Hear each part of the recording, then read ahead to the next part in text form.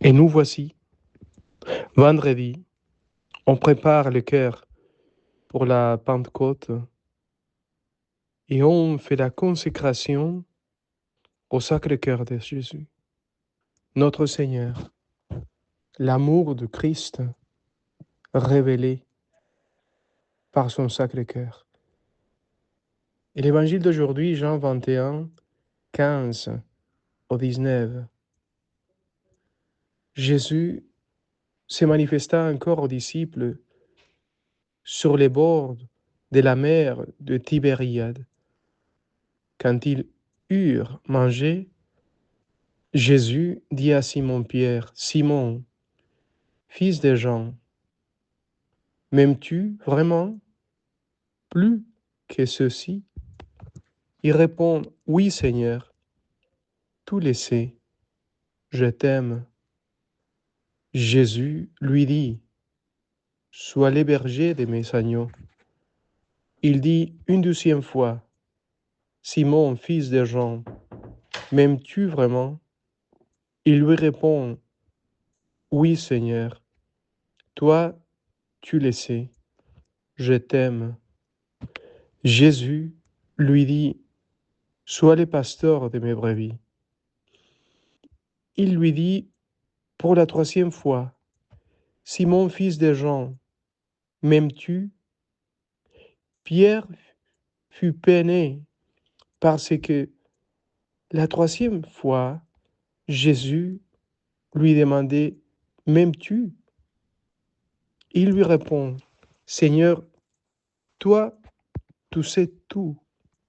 Tu sais bien que je t'aime. » Jésus lui dit, « Sois le berger de mes brebis. » Amen. Amen, je te le dis. Quand tu étais jeune, tu mettais la ceinture sur toi, toi-même, pour aller là où tu voulais. Quand tu seras vieux, tu étendras les mains, et c'est un autre qui mettra ta ceinture pour t'amener là où tu ne voudrais pas aller. Jésus disait cela pour signifier par quel genre de mort Pierre rendra gloire à Dieu. Sur ces mots, il lui dit, « Suis-moi » Alors, l'évangile d'aujourd'hui va faire la différence entre agapao en grec et filio ou filii. Agapao, ça veut dire aimer jusqu'à la fin, jusqu'à la perfection, à la manière de Dieu. Quand Jésus lui pose la question à Pierre, est-ce que tu m'aimes? C'est pas seulement aimer.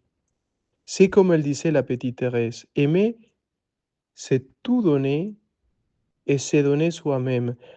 Quand il lui pose la question, est-ce que tu m'aimes? Il va lui demander avec les mots agapao.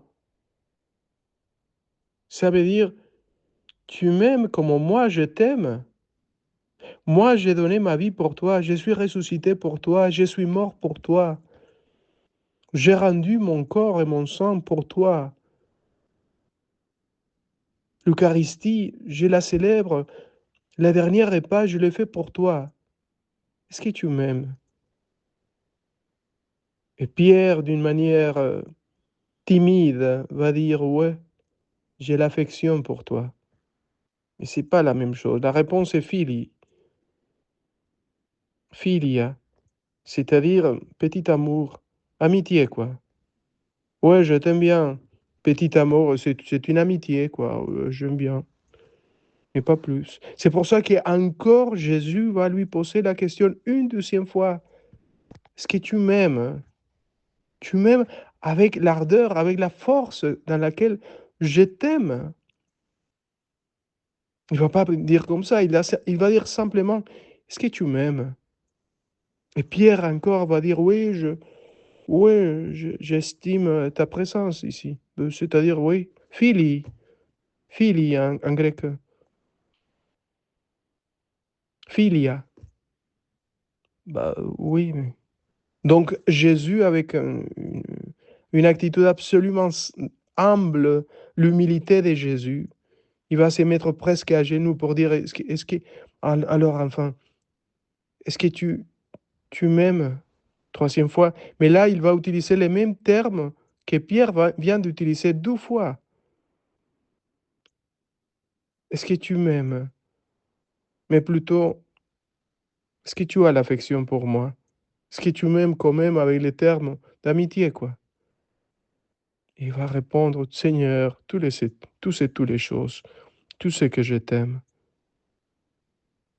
Donc, Jésus va y arriver à dire, écoute, laisse tomber.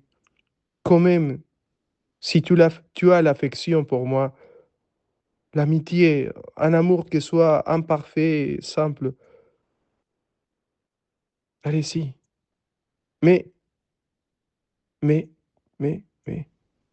c'est l'amour de Pierre qui va grandir, grandir, grandir, grandir par l'expérience de la résurrection, à tel point qu'à la fin de sa vie, il va finir par tout donner pour se donner soi-même jusqu'à la mort, et même la mort dans la croix. Ça veut dire que Pierre vient de commencer l'expérience de la résurrection, de savoir que Christ a ressuscité, d'expérimenter Christ à Christ ressuscité dans son cœur. Mais la démarche de conversion va continuer et va être plus grande, plus grande, plus grande dans le cœur de Pierre et de l'Église en général. Et aujourd'hui, ça va, mais encore demain, on sera plus converti, plus transformé par l'action créatrice de Dieu. Et après-demain encore. Et si on est fidèle à la prière, encore après et après, on sera plus rempli de l'action transformatrice du Christ. Donc, on sera capable d'aimer, de tout donner, d'avoir les mêmes feux d'amour, la même flamme d'amour vivante qu'a eu notre Seigneur Jésus. Voilà l'espoir, voilà l'espérance. Il est en train de nous transformer chaque Eucharistie, chaque moment dans lequel on renonce à soi-même et chaque fidélité à l'oraison, il sera en train de nous transformer. N'ayez pas peur. Il est en train de nous transformer et après-demain, et demain on sera un tout petit peu mieux, et après-demain parce que Dieu n'arrête pas de nous créer, de nous transformer. Donc Pierre avait un amour imparfait au début, ouais, il faut le dire. Déjà, il avait dit, je ne le connais pas, 3 fois pendant le jugement de Jésus. Et après, il a dit, oui, je vais garder tes brebis, tes bergers. Et après, il a tout donné. Voilà qu'est-ce qui va se passer avec nous. Pierre, c'est l'image aussi de l'Église.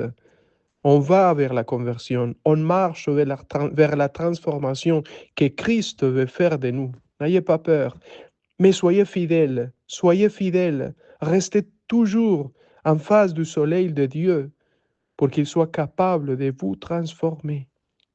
Au nom du Père et du Fils et du Saint-Esprit. Amen.